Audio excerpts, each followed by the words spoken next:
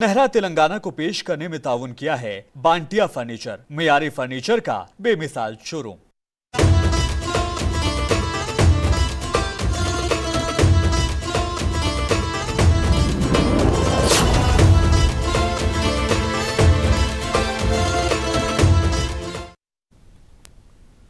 आदाब, सुनहरे तेलंगाना में आपका इस्तकबाल है। मैं हूं आपके साथ सैयद अनवारुल्लाह गौरी। आगे बढ़ने से पहले नजर डालेंगे हेडलाइंस पर। हैदराबाद में कांग्रेसी कायदीन के घरों पर आईटी के छापे, अपोजिशन लीडरों ने मोदी हुकूमत पर की तनकीद।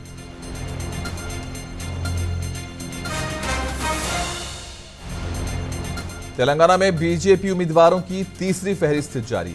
शशिधर रेड्डी, कृष्णा यादव, श्रीलता व दीगर के नाम हैं शामिल। कालेश्वरम मेडीगड्डा बैरेज का राहुल गांधी ने किया मुआयना, केसीआर पर लगाए बदउनवानी के संगीन इल्जाम।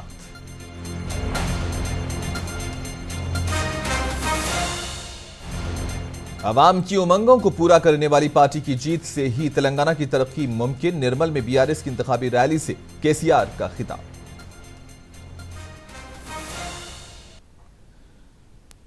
तेलंगाना असेंबली इंतखाबात के लिए बीजेपी ने तीसरी फहरिस्त जारी कर दी है और इस फहरिस्त में 35 उम्मीदवारों के नाम शामिल हैं। अंबरपेट से कृष्णा यादव, उप्पल से एनवीएस प्रभाकर, मुशीराबाद से पोसाराजू, मलकपेट से श्याम रेड्डी, सुरेंदर रेड्डी, इंदौल से बाबू मोहन, सिकंदराबाद से एम सारंगपानी, सनतनगर से एम शशिधर रेड्डी, राजेंद्र नगर से श्रीनिवास रेड्डी, जुबली हिल्स से दीप रेड्डी, नारायणपेट से रतंग पांडु रेड्डी, मगथल से जालंधर रेड्डी, जड़चल्ला से चितरंजन दास को टिकट दिया गया। इस फहरिस्त में दीगर हलकों के उम्मीदवारों के नाम भी शामिल हैं, जबकि तेलंगाना बीजेपी के सदर किशन रेड्डी और रुकन राज्यसभा लक्ष्मण असेंबली इंतखाबात में हिस्सा लेने से दूरी इख्तियार कर रहे हैं और इन कायदीन की जानिब से रिवायती तौर पर मुकाबला किए जाने वाले असेंबली हलकों से दूसरे को असेंबली का टिकट दिया गया है, जबकि गदवाल और दीगर असेंबली हलकों के उम्मीदवार के नामों का ऐलान नहीं किया गया। याद रहे कि बीजेपी पहली फहरिस्त में 53 उम्मीदवारों के नाम शामिल थे और दूसरी फहरिस्त में सिर्फ एक उम्मीदवार का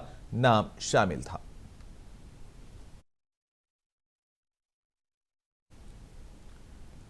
तेलंगाना के वजीर आला वो बीआरएस पार्टी के सुप्रीमो केसीआर ने निर्मल में बीआरएस के जलसे से खिताब करते हुए कहा कि आवाम की उमंगों को पूरा करने वाली पार्टी की जीत से ही तेलंगाना की तरक्की मुमकिन है।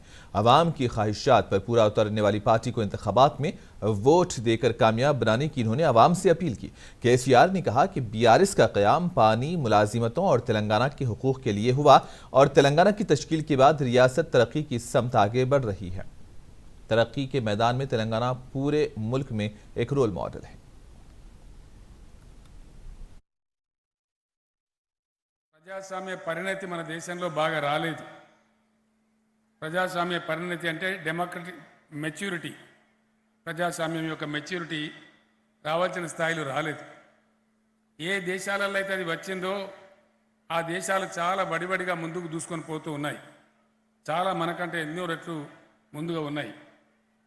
మీ అందరు నేను ప్రార్థించేది ఒకటే, నేను చెప్పే 4 మాటలు విని ఇక్కడనే వదిలేయడం కాకుండా మీరు తిరిగి వెళ్ళిన తర్వాత దయచేసి మీ గ్రామాలలో, పట్టణంలో, మీ బస్తీలో చర్చ పెట్టమని చెప్పి నేను కోరుతా ఉన్నా.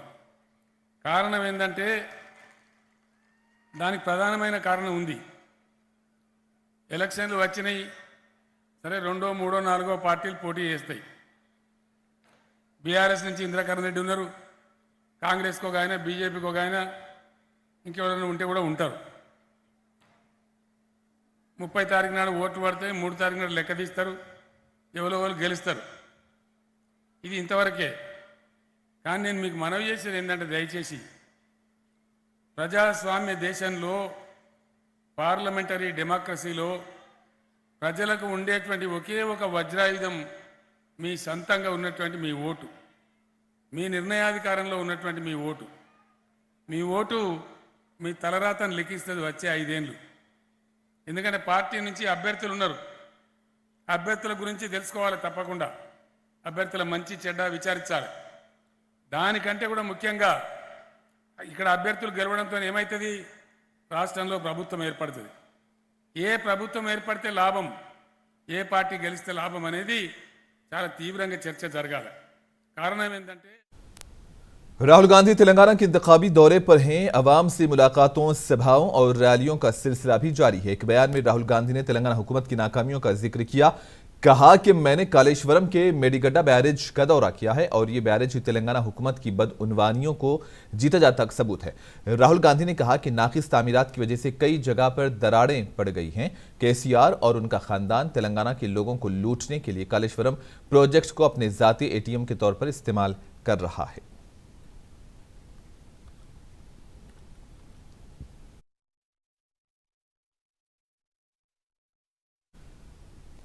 राहुल गांधी ने असेंबली हलके मंथनी में भी खवातीन से खिताब किया। इसी दौरान राहुल गांधी ने हुक्मरान बीआरएस और बीजेपी को शदीद तनकीद का निशाना बनाया। राहुल गांधी ने कहा कि केसीआर खानदान ने तेलंगाना अवाम की जेबों से 1 लाख करोड़ रुपयों की लूटमार की है। इन्होंने अवाम से कहा कि अगर तेलंगाना में कांग्रेस की हुकूमत बनती है तो पार्टी की जानिब से दी जाने वाली 6 गारंटीज पर फौरी अमल किया जाएगा।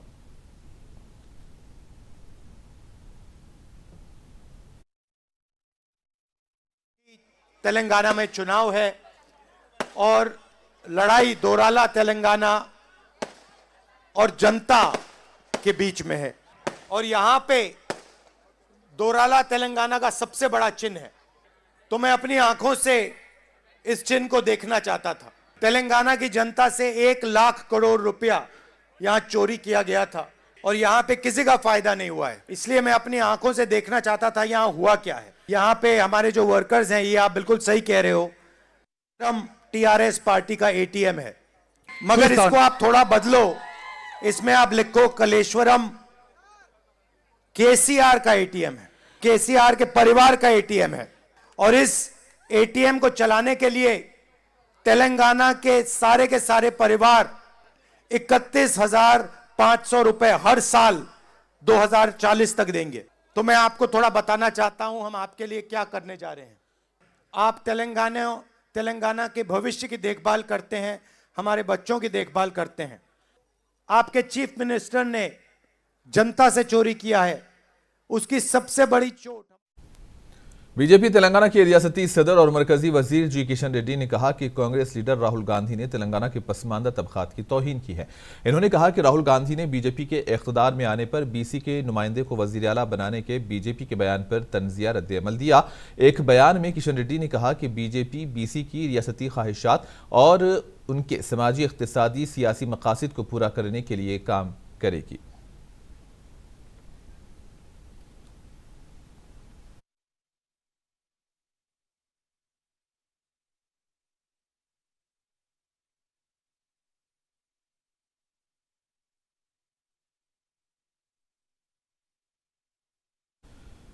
कांग्रेस तेलंगाना उमूर के इंचार्ज मानिक राव ठाकरे ने बाएं बाजू की जमातों के साथ इत्तेहाद के मसले पर वाज़ेह किया कि बाएं बाजू की जमातों से इत्तेहाद होगा।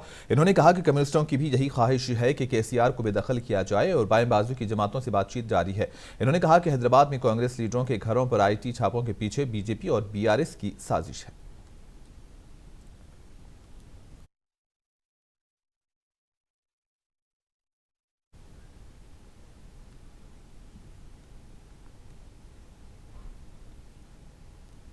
तेलुगुदेशम पार्टी के सरबराह एन चंद्रबाबू नायडू ने आज हैदराबाद के गच्चीबौली में वाक़ एक खानगी अस्पताल में अपना तिब्बी मुआयना करवाया। याद रहे कि स्किल डेवलपमेंट बदउनवानी मामले में गुज़िश्ता दिनों आंध्र प्रदेश हाई कोर्ट ने उन्हें तिब्बी बुनियादों पर जमानत दी है, जिसके बाद वो जेल से रिहा होकर चहारशंबे को हैदराबाद में वाक़ अपनी क़यामगाह पहुंचे। डॉक्टरों की टीम ने उनके घर पर तिब्बी मुआयना किया और उन्हें दवाखाने जाकर मजीद टेस्ट कराने का मशवरा दिया, जिसकी वजह से वो आज दवाखाना रवाना हुए।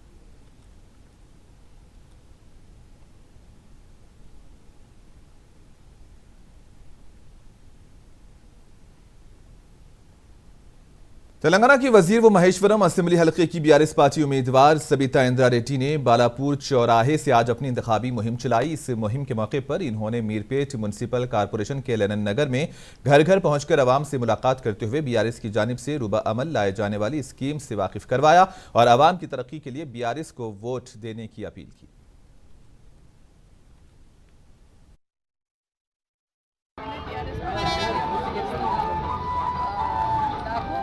సహకరించమని అందరినీ కోరుకుంటే అమ్మవారి ఆశీర్వాదంతో ప్రచారం మొదలుపెట్టడం జరిగింది. గతంలో కూడా నేను కట్టమైసమ్మ దగ్గర పూజ చేసుకొని ప్రచారం మొదలుపెట్టారు. ఈరోజు అమ్మ ఆశీర్వాదం కోరడం జరుగుతుంది. ప్రజల ఆశీర్వాదం కోరే అమ్మ ఆశీర్వాదంతో ఈరోజు वजीर ट्रांसपोर्ट पी अजय कुमार ने खम्मम बीआरएस पार्टी के जिला दफ्तर में मीडिया से बात करते हुए कहा कि 5 नवंबर को खम्मम में बीआरएस के इंतखाबी रैली से खिताब करेंगे। इन्होंने इस जलसे को कामयाब बनाने की आवाम से अपील की है।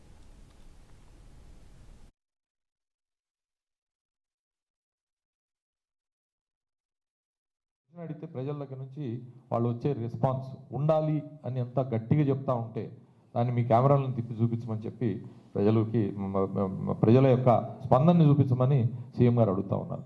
అట్లనే మరి రైతు బంధు దుబారా అని ప్రజల యొక్క మరి పన్నుల్ని దుబారా చేస్తున్నాడు రైతు బంధు రూపంలో అని చెప్పి మాజీ పీసీసీ ప్రెసిడెంట్ ఉత్తమ్ కుమార్ రెడ్డి గారు ఆయన చేసిన ఏదైతే మరి కంప్లైంట్ ఉందో రైతు బంధు ఆపేయాలని, దళిత బంధు ఆపేయాలని, దానికి కూడా ప్రజల నుంచి వారు అడిగిన ప్రశ్న, ప్రజల నుంచి వస్తున్న సమాధానం ఉండాలా వద్దా, రైతు బంధు ఇవ్వాలా వద్దా అనే దాని విషయంలో కూడా जनगांव बीआरएस पार्टी के उम्मीदवार पी राजेश्वर रेड्डी ने पेम्बर्ती में इंतखाबी मुहिम चलाई। इस इंतखाबी मुहिम में खादी विलेज बोर्ड के चेयरमैन यूसुफ जाहिद और दीगर ने भी हिस्सा लिया। इस मौके पर यूसुफ जाहिद ने जनगांव के असेंबली हलके की तरक्की के लिए बीआरएस को वोट देने की अपील की और पी राजेश्वर रेड्डी ने भी खिताब किया। इस मौके पर बीआरएस के सीनियर कायदीन अनवर शरीफ और जहांगीर के अलावा दीगर भी मौजूद थे।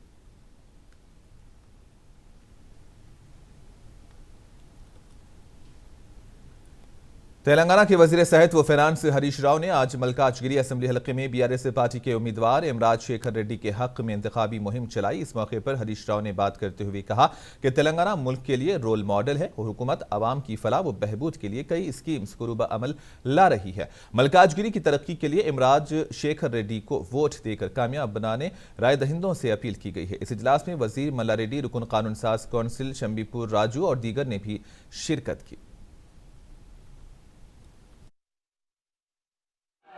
మంచి మనిషి గెలవాలనా, మనసున్న మనిషి గెలవాలనా, ముఠాలు కక్షల మనుషులు గెలవాలనా, ఇవాళ మల్కాజ్గిరి ప్రజలు ఆలోచించాల్సిన అవసరం ఉంది.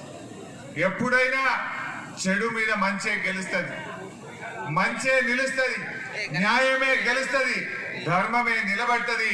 మరి రాజశేఖర్ రెడ్డి గెలిచి తీర్తడని చెప్పి కూడా మనం చేస్తా ఉన్నాం. ఖతమైపోయాడు. 4.5 ఏళ్ల సంది భరించారు. మల్కాజ్గిరికి ఒక శాపం ఉండే, 4.5 ఏళ్ళు శాపం ఉండే, ఇలా శాపం పోయింది, పీడ పోయింది. ఆ పీడ ఎవరు పడగొట్టిరు? ఆ పీడ ఎవరు పడగొట్టిరు? తిరుపతి వెంకటేశ్వర స్వామి। मल्काजगिरी के रुकने असेंबली व कांग्रेस के उम्मीदवार मैनमपल्ली हनुमंत राव ने आज मल्काजगिरी के दीन दयाल नगर में सीनियर सिटीजन्स के साथ एक इजलास मुनक्किद किया। इस मौके पर मैनमपल्ली हनुमंत राव ने बात करते हुए कहा कि उनकी खुसूसी दिलचस्पी की वजह से मल्काजगिरी तरक्की की राह पर गामजन है। कोविड के दौरान उनकी जानिब से किए गए खिदमात पर भी रोशनी डाली गई। आवाम और असेंबली हलके की तरक्की के लिए कांग्रेस को वोट देने की अपील की गई, जबकि उन्होंने कहा कि आवाम झूठे वादों में आने वाले नहीं हैं। డబ్బులు ఇన్ని రోజులు ఎక్కడ పోయారు, కోవిడ్ టైంలో ఎక్కడ పోయాడు, ఫ్లడ్స్ టైంలో ఎక్కడ పోయారు, ఏ నాయకులు కనిపించలేదు. ఏం శ్రీనివాస్ గారు కనబడరు ఎవరన్నా? ఫ్లడ్స్ లో 24 అవర్స్ వాటర్ లో నేనున్నాను. కోవిడ్ టైంలో మేమే శానిటైజ్ చేశాం, మా ఓన్ వెహికల్ పెట్టుకొని, ట్రాక్టర్, మా సొంత ట్రాక్టర్ పెట్టి నేను దుబాయ్ నుంచి తెప్పించాను. నేను టోటల్ ప్రతి గలీలో తిరిగి ఇక్కడ అల్వాల్లో ప్రాణానికి భయపడకుండా మా అబ్బాయి కానీ మా క్యాడర్ కానీ నాకు అవుట్ రైట్ ఉన్న వాళ్ళ పిల్లలు మేమే డ్రైవ్ చేసుకుంటూ నేను శానిటైజ్ చేసుకుంటూ తిరిగాను. ప్రతి వారికి ఫుడ్ సప్లై చేశాను. దాదాపు 10 కోట్ల రూపాయలు అప్పుడు ఖర్చు పెట్టాం. వీళ్ళంతా ఎక్కడ పోయారు? సర్వీస్ ఇప్పుడు ఎలక్షన్స్ రాగానే గుర్తొస్తాయి. డబ్బులు ఖర్చు పెట్టడము, డబ్బులతో కొనడము, సిస్టమ్ లో మార్పు రావాలి। मेदक से कांग्रेस पार्टी उम्मीदवार मैनमपल्ली रोहित राव की अहलिया शिवानी ने मेदक के म्युनिसिपल वार्ड 6 और 8 में घर घर जाकर अपने शौहर रोहित राव के हक में इंतखाबी मुहिम चलाई। इस मौके पर इन्होंने कांग्रेस पार्टी की तरफ से मुतारिफ करवाए गए 6 गारंटी स्कीम से आवाम को वाकिफ करवाया और आवाम की तरक्की के लिए रोहित राव को भारी अक्सरियत के साथ कामयाब बनाने की अपील की। इस मौके पर साबिक काउंसलर लल्लू भाई और कांग्रेस के दीगर कायदीन भी मौजूद थे। वरंगल ईस्ट कांग्रेस पार्टी की उम्मीदवार व साबिक वजीर कुंडा सुरेखा ने असेंबली हलके के बलदी डिवीजन 35 में इंतखाबी मुहिम में हिस्सा लिया। इस मौके पर इन्होंने कांग्रेस पार्टी की जानिब से मुतारिफ करवाए गए 6 गारंटीज से आवाम को वाकिफ करवाया और आवाम की फलाह व बहबूद के लिए कांग्रेस को वोट देने की अपील की। कुंडा सुरेखा ने बीआरएस पार्टी पर तनकीद की और वादों के जरिए आवाम को गुमराह करने और धोखा देने का बीआरएस पर इल्जाम लगाया। कहा कि रियासत में गुज़िश्ता 9.5 साल से हुक्मरानी करने वाली बीआरएस आवाम से किए वादों को पूरा करने में नाकाम रही।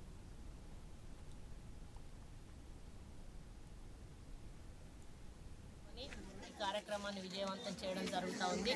మరి ఇంటింటికి వెళ్ళి మేము గ్యారంటీ కార్డు యొక్క ప్రాముఖ్యతను చెప్పుకుంటూ మరి టీఆర్ఎస్ ఈరోజు యువకుల గురించి ఏమాత్రం ఒక 3000 అప్పుడు నిరుద్యోగ భృతి 1,00,000 ఉద్యోగాలు అన్నారు। ఈసారి మేనిఫెస్టోలో అవి కూడా పెట్టకపోవడం ఇవన్నీ ఎక్స్ప్లెయిన్ చేస్తూ కేవలం ఎన్నికల స్టంట్గా వాళ్ళు మేనిఫెస్టో విడుదల చేశారు। కాంగ్రెస్ పార్టీ ఈరోజు తెలంగాణ ఇచ్చింది, ఎందుకో దాన్ని సార్థకత చేయలేకపోయింది తెలంగాణ రాష్ట్ర సమితి। కాబట్టి మళ్ళీ ఈరోజు इब्राहिमपट्टनम कांग्रेस पार्टी के लीडर डी राम रेड्डी के हामियों ने असेंबली इंतखाबात में डी राम रेड्डी को पार्टी टिकट न दिए जाने के खिलाफ कांग्रेस पार्टी के दफ्तर गांधी भवन के सामने एहतजाज किया। इस मौके पर इन्होंने तेलंगाना के सदर प्रदेश कांग्रेस रेवंत रेड्डी के फ्लेक्सीज को नुकसान पहुंचाया। इस मौके पर डी राम रेड्डी ने बात करते हुए इब्राहिमपट्टनम से कांग्रेस पार्टी की जानिब से ऐलान किए गए मल्ला रेड्डी रंगारेड्डी को तब्दील करते हुए उनको पार्टी टिकट देने हाईकमान से मांग की। इन्होंने कहा कि वो कई सालों से पार्टी में काम कर रहे हैं, जबकि असेंबली हलके में उन्हें अवामी तायद भी हासिल है।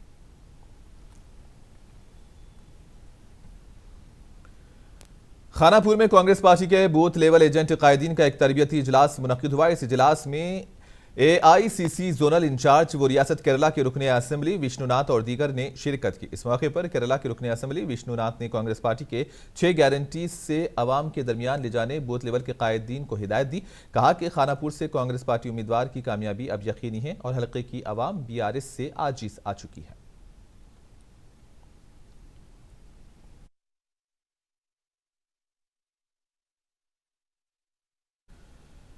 जिला कामारेड्डी के जोकल असेंबली हलके के BRS उम्मीदवार व रुकने असेंबली हनुमंत शिंदे ने आज मदनूर मंडल के मिर्जापुर और छोटे शक्कर गांव में इंतखाबी मुहिम चलाई। इस मौके पर इन्होंने खिताब करते हुए कहा कि तेलंगाना के वजीर आला KCR आवाम की तरक्की के लिए कई एक स्कीम्स को रूबा अमल ला रहे हैं, जबकि हुकूमत ने आवाम से किए तमाम वादों को भी पूरा किया। झूठे वादों के जरिए आवाम को धोखा देने वाली कांग्रेस और BJP से होशियार रहने आवाम पर जोर दिया गया और BRS को वोट देने की भी अपील की गई। इस मौके पर सरपंच गफ्फार पटेल के अलावा दीगर भी मौजूद थे। महेश्वरम कांग्रेस के उम्मीदवार लक्ष्मा रेड्डी और बड़ंगपेट मेयर परिजाता नरसिम्हा रेड्डी के मकान की IT के ओहदेदारों ने तलाशी ली। तुकुगुड़ा और अकबरबाग में लक्ष्मा रेड्डी के फार्म हाउस की भी तलाशी ली गई। IT हुक्काम ने बैक वक्त बड़ंगपेट, नारसंगी और बंजारा हिल्स में छापे मारे। IT हुक्काम ने आज सुबह बालापुर में कांग्रेस लीडर P नरसिम्हा रेड्डी के मकान की तलाशी ली। तलाशी के वक्त परिजाता और उनके शौहर घर पर नहीं थे। IT के ओहदेदारों ने तलाशी के दौरान उनकी बेटी के सेलफोन्स को अपने कब्जे में लिया और इस वक्त मेयर तिरुपति में हैं, इनके शौहर नरसिम्हा रेड्डी दिल्ली में।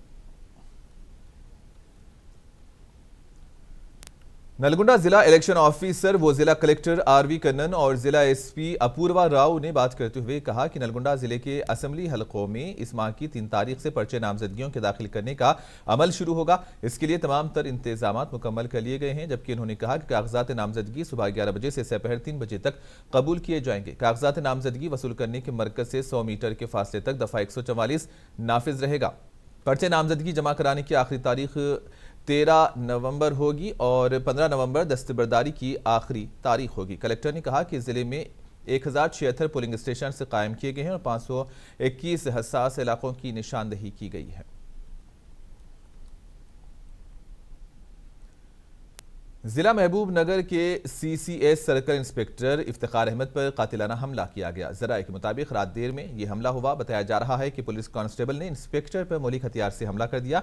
जिस्म के पोशीदा हिस्सों पर भी वार किए गए। सर्कल इंस्पेक्टर को इब्तदा में मुकामी और वहां से बेहतर इलाज के लिए हैदराबाद के अस्पताल मुंतकिल किया गया। इसे गदवाल रेंज के IG LS चौहान, जिला हर्षवर्धन और दीगर अहदेदारों ने जख्मी इंस्पेक्टर की अयादत की, तो वहीं महबूब नगर रूरल पुलिस इस मामले की जांच कर रही है।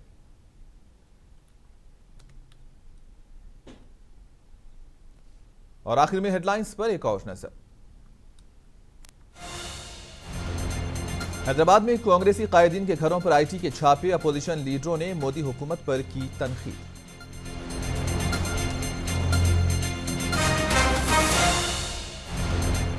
तेलंगाना में बीजेपी उम्मीदवारों की तीसरी फहरिस्त जारी, शशिधर रेड्डी, कृष्णा यादव, श्रीलता और दीगर के नाम शामिल।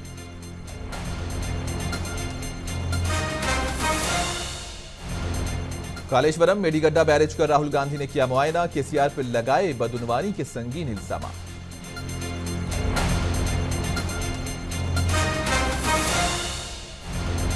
अवाम की उमंगों को पूरा करने वाली पार्टी की जीत से ही तेलंगाना की तरक्की मुमकिन, निर्मल में बीआरएस की इंतखाबी रैली से केसीआर का खिताब।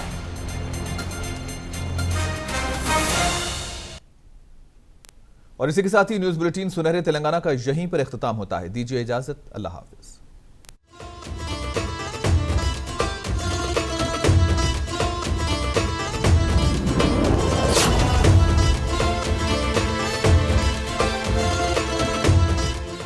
सुनहरा तेलंगाना को पेश करने में ताउन किया है बांटिया फर्नीचर, मियारी फर्नीचर का बेमिसाल शोरूम।